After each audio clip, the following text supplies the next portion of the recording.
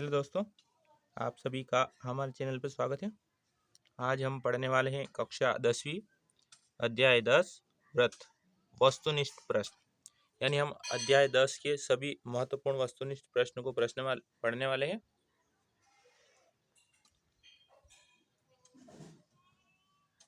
ये आपके 2024 की परीक्षा के लिए अति महत्वपूर्ण है। देखिएगा,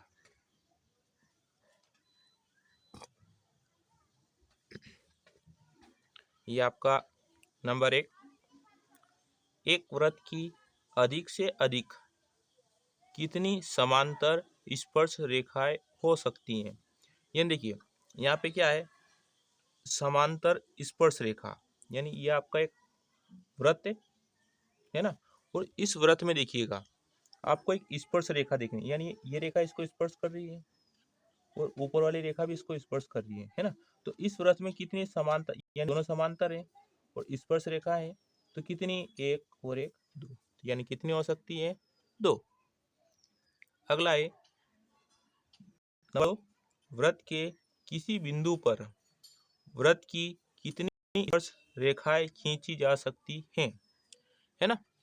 अब देखिए, किसी बिंदु पर व्रत की कितनी स्पर्श रेखाएं खींची जा सकती है ना। आप इस पॉइंट को नोट करिएगा।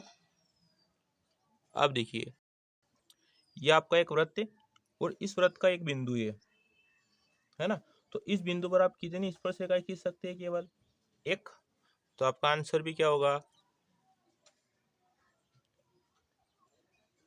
क्या आएगा आपका आंसर, एक। नंबर 3 देखिए, व्रत के किसी बिंदु पर स्पर्श रेखा और स्पर्श बिंदु से होकर जाने वाली त्रिज्या के बीच का कोण होता है ना। तो अब देखिए, यह आपका एक वृत्त है और इस वृत्त का केंद्र है ना। यह आपके यहाँ से एक स्पर्श रेखा हो गई और स्पर्श रेखा से बिंदु से होकर जाने वाली त्रिज्या, यह आपकी त्रिज्या हो गई, ये स्पर्श रेखा हो गई। अब इन दोनों के बीच का कोण कौन सा होता है, 90 डिग्री का होता है। इसको अपन क्या बोलते हैं, समकोण, यानी 90 डिग्री का। ठीक है। अगला देखिए, नंबर 4, व्रत के बाह्य स्थित किसी बिंदु से व्रत पर कितनी स्पर्श रेखाएं खींची जा सकती हैं, है ना।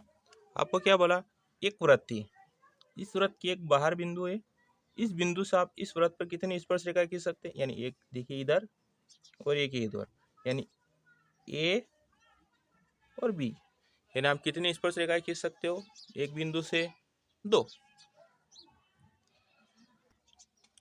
यानी कितना आएगा, दो।